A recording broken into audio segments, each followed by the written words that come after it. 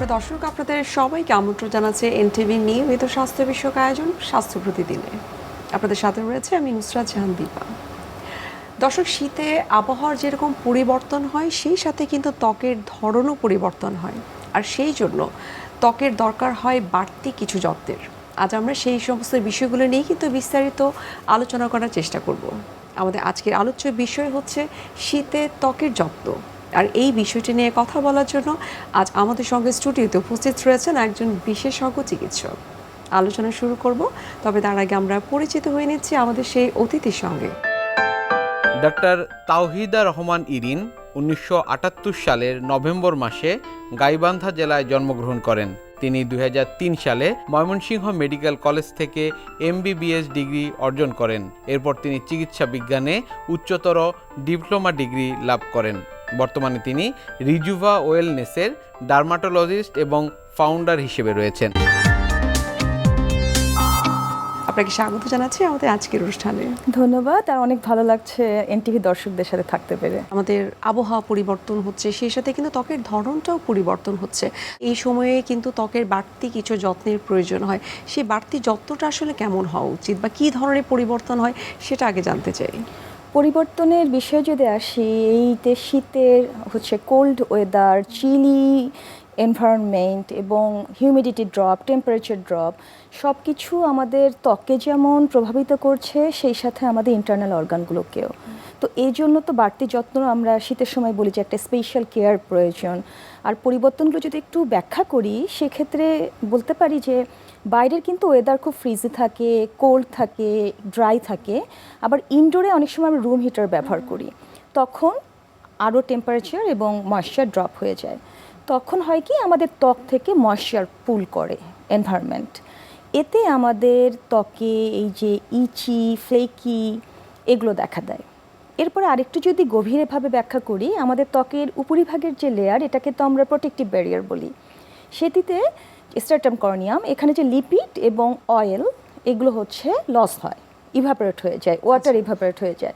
তখন আমাদের কিন্তু স্কিনটার রেডনেস, একটু ইচি হয়, ফ্লেকি হয়, এবং যাদের এক্সিমা দেখার সম্ভাবনা বা সরাইসিস এ ধরনের ডিজিজগুলো থাকে তাদের কিন্তু মারাত্মকভাবে দেখা দেয়। মানে ড্রাই স্কিনের জন্য এটা একটা ওয়ার্নিংয়ের মতো। এরপরে আমি যদি হরমোনাল শিফট বা মেটাবলিজম শিফটের কথা বলি, শীতে কিন্তু ভেসোকনস্ট্রিকশন হয়, অর্থাৎ ভেসেলগুলো সংকুচিত হয়। এই জন্য একটা প্রবাদ আছে যে শীতে ত্বক একটু ডাল আর পেইল লাগে। ত্বক তো আমাদের একটা প্রোটেক্টিভ ব্যারিয়ার, যখন এটিকে ওয়ার্ম রাখতে চায়, ভাইটাল অর্গান থেকে ত্বকে যে ব্লাড সার্কুলেশন বা রিডাইরেকশন হয় সেটি হয় না। এতে আমাদের বলে না যে হাত পা ঠান্ডা হয়ে যাচ্ছে, পেইল হয়ে যাচ্ছে, এবং টোনটা একটু আনইভেন হয়ে যায় এবং উজ্জ্বলতা অনেকখানি হারায়। আর হরমোন এবং মেটাবলিজমের ব্যাপারে যদি আসি, শীতে কিন্তু যে শর্টার ডে এবং ডার্কার নাইট এবং লঙ্গার নাইট, এই কারণে মেলাটোনিন হরমোন যেটা স্লিপকে রেগুলেট করে বা সার্কাদিয়ান রিদমকে রেগুলেট করে, সেটিও রেগুলেশনে একটু ডিসরাপশন হয়, একটু ইন্টারাপশন হয়। তো সে কারণে আমাদের ত্বক তার উজ্জ্বলতা হারায় এবং রিপেয়ারের সময়টা পায় না। আর ভিটামিন ডি আমরা জানি যে আমরা বলি মাদার অফ অল হরমোন। তো সবগুলো হরমোনকে তো এগুলো রেগুলেট করে। শীতকালে কিন্তু ভিটামিন ডি সিনথেসিসও কম হয় এবং আমাদের স্কিন হেলদি হরমোন সেরোটোনিন এটিও কিন্তু কমে যায়। ভিটামিন ডি সিনথেসিস, তো সেক্ষেত্রে আসলে কি করা যেতে পারে? আমরা তো এটাকে সানশাইন হরমোন বলি। ভিটামিন ডির সাথে ম্যাগনেসিয়াম রিলেটেড, এর সাথে মেলাটোনিন রিলেটেড, এবং অন্যান্য যে ইন্টারনাল হরমোনগুলো, যেটি আমাদের মেল হরমোন, ফিমেল হরমোন, সেগুলো কিন্তু একটা কানেকশন আছে।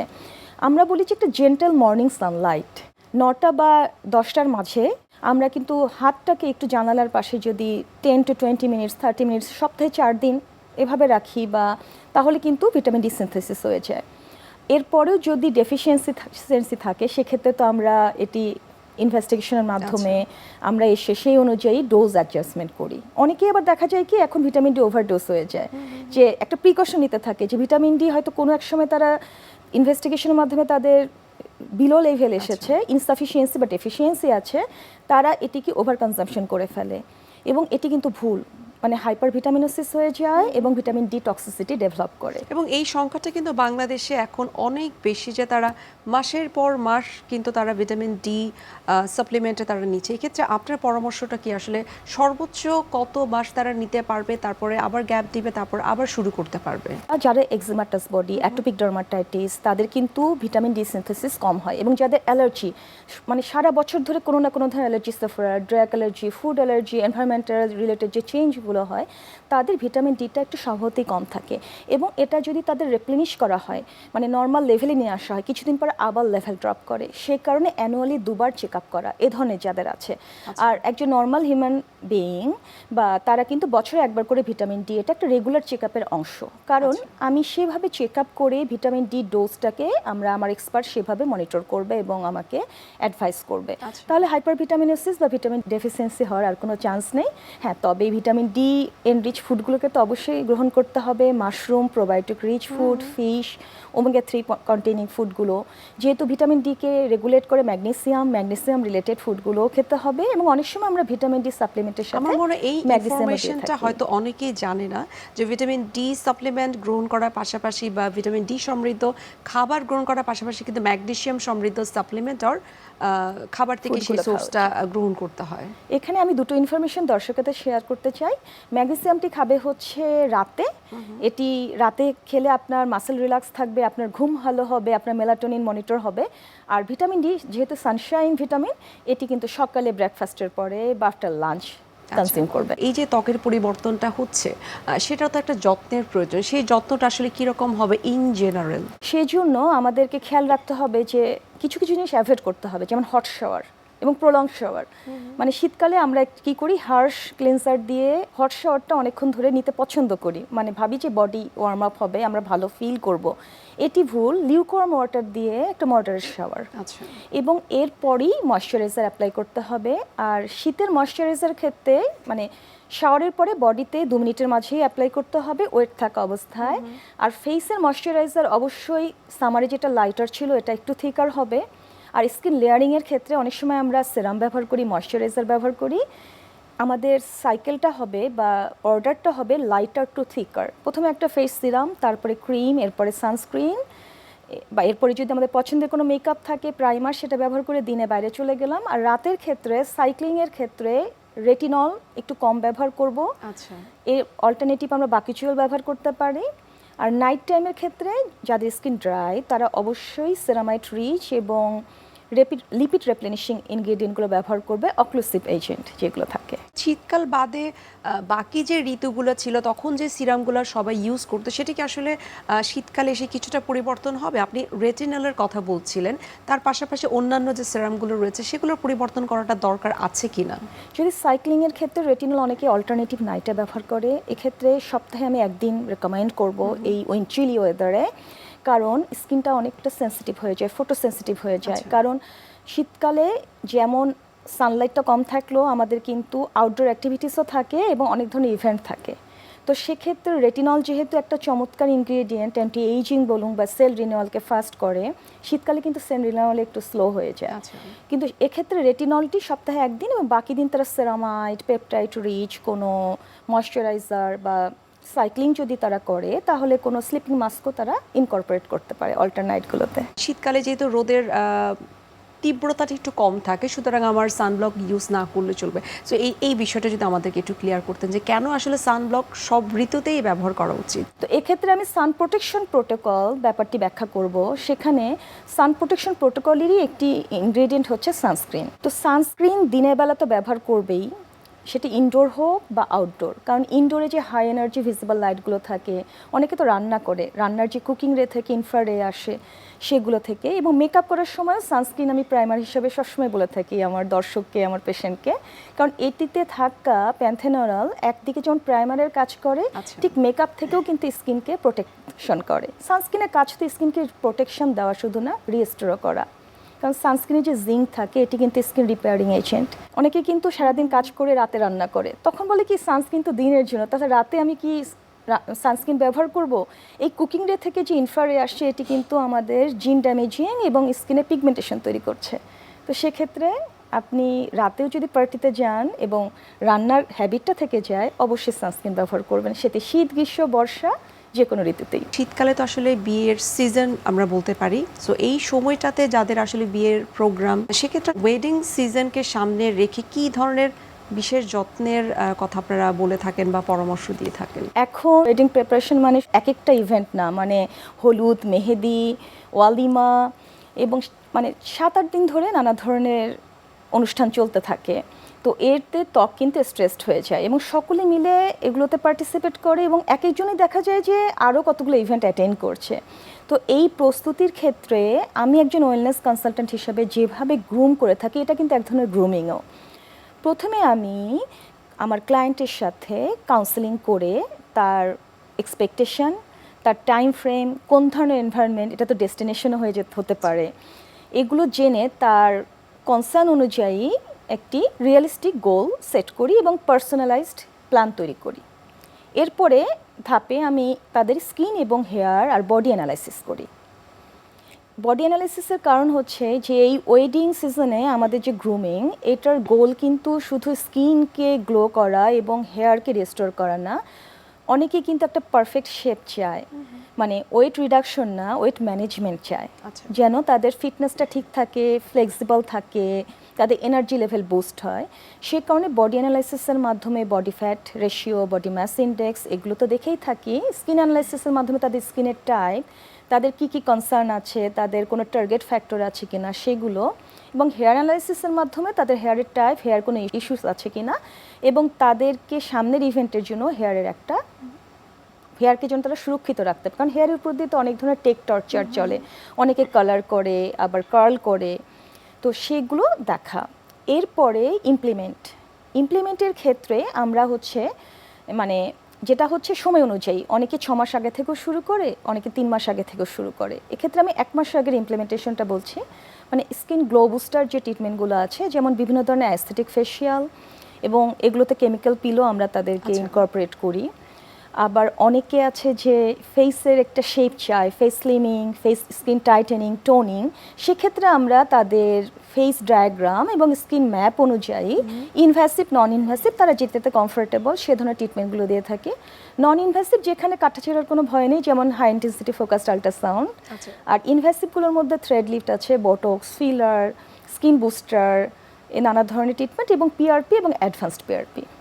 এরপরে শুধু ইমপ্লিমেন্ট করলেই হবে না, তারা ঠিকমতো এটাকে মেনটেন করছে কিনা মনিটর এবং ট্র্যাকিং, এবং তাদেরকে মোটিভেট করা। আর ইভেন্টের ঠিক কিছুদিন আগে যেন তারা কোনো হার্শ ট্রিটমেন্টে না যায়, ক্র্যাশ ডায়েটে না যায়, এবং এই সময় আমরাও কোনো হার্শ ট্রিটমেন্টও দিয়ে থাকি না, শুধু গ্লো এনহ্যান্সমেন্ট ট্রিটমেন্ট এবং তাদের ডায়েট চার্টের একটা অ্যাডজাস্টমেন্ট করে থাকি, এবং তাদের পশ্চার, জেস্চার এগুলো ইমপ্রুভমেন্টের জন্য কিছু টেকনিক এবং কনফিডেন্স বুস্ট আপ স্কিলগুলো শিখিয়ে থাকি। আর ফাইনালি শুধু তো ইভেন্টের সময়গুলোই মেনে চললে হবে না, পরবর্তী দিনেও যেন তারা এগুলো মেনটেন করে, সেটির জন্য একটা তাদের সাথে কাউন্সেলিং করে থাকি। আমরা আরও বিস্তারিত জানার চেষ্টা করব। এ পর্যায়ে আমরা দেখে নিচ্ছি আমাদের স্বাস্থ্য প্রতিদিনের নিয়মিত আয়োজন কি খাবেন কেন খাবেন এই সেগমেন্টটি। সুপ্রিয় দর্শক, আপনারা দেখছেন স্বাস্থ্য প্রতিদিন। এ পর্যায়ে আমরা দেখে নিচ্ছি বিভিন্ন খাদ্যের পুষ্টি গুণাগুণ নিয়ে আমাদের পুষ্টিবিদের পরামর্শ। স্কিন বা ত্বক আমাদের শরীরের সবচেয়ে বড় একটি অঙ্গ। এটির যদি যত্ন নেওয়া না যায় তাহলে আপনি অনেক অসুবিধার একটা কারণ হয়ে দাঁড়াবে। অনেক সময় আমরা স্কিন কেয়ারটাকে অত বেশি গুরুত্ব দেই না, বাট এই ত্বক যদি সুস্থ না থাকে তার মানে আপনি কিন্তু অনেকটাই ভেতর থেকে অসুস্থ। ত্বকের নানান কমপ্লিকেশন দেখতে যেরকম ভালো লাগে না, ঠিক সেরকম আপনি অসুস্থতার একটা বড় লেয়ারে যাওয়ার পরেই স্কিনের এই অসুবিধাগুলো হতে থাকে। স্কিনের যত্ন নেওয়ার জন্য আমাদেরকে যেভাবে বাইরে থেকে একটু যত্ন নিতে হবে, ঠিক সেভাবে আমাদের ভেতর থেকেও একটু যত্ন নিতে হবে। এই ভেতর থেকে যত্ন নেওয়াটাই হলো একটি পুষ্টি উপাদানগুলো ঠিক রাখা। খাবারের তালিকায় অবশ্যই সেই পুষ্টি উপাদানগুলো এমনভাবে সাজাতে হবে যাতে স্কিনের কোনো রকম পরিবর্তন বা অসুবিধাগুলো দেখা না ওঠে। কি রাখবেন এই খাদ্য তালিকায়? খাবারের তালিকায় রাখতে হবে কিছু ভিটামিন এ কন্টেনিং খাবার। ভিটামিন এ আমাদের ত্বকের জন্য খুব ভালো কাজ করে। এছাড়া ভিটামিন সি, যেটি কোলাজেন তৈরিতে বেশ সাহায্য করে আমাদের স্কিনের জন্য।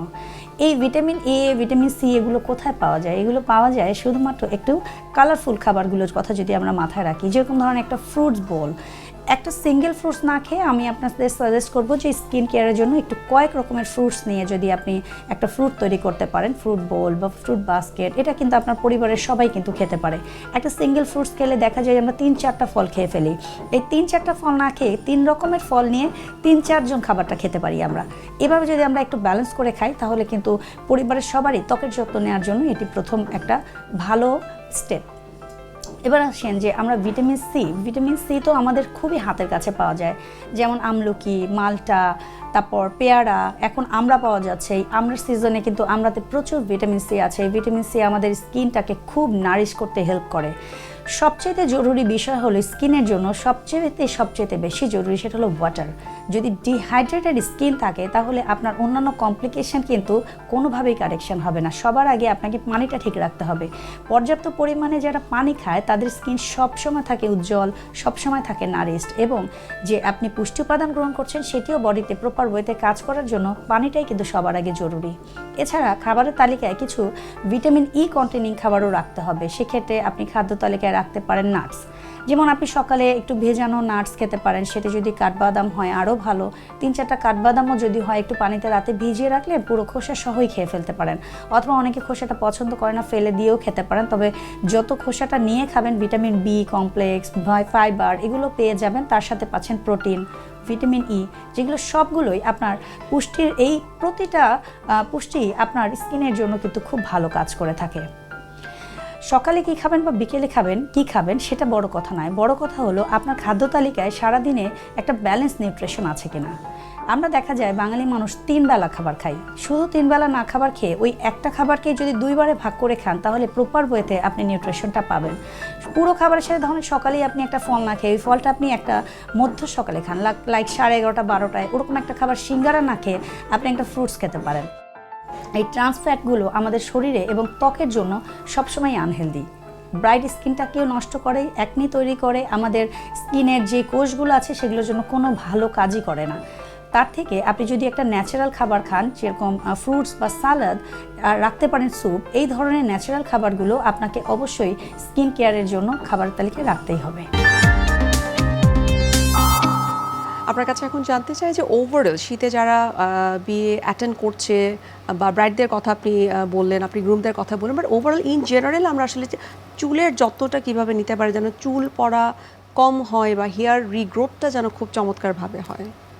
শীতে স্কাল্পের ময়েশ্চার লসের কারণে স্কাল্প ডিহাইড্রেটেড হয় এবং ইচি স্কাল্প দেখা দেয়। যাদের ড্যান্ড্রাফ থাকে এই সময় আবার বেড়ে যায়, সেবরিক ডার্মাটাইটিস, সোরিয়াসিস, এগুলো একটু প্রকটভাবেই দেখা দেয়।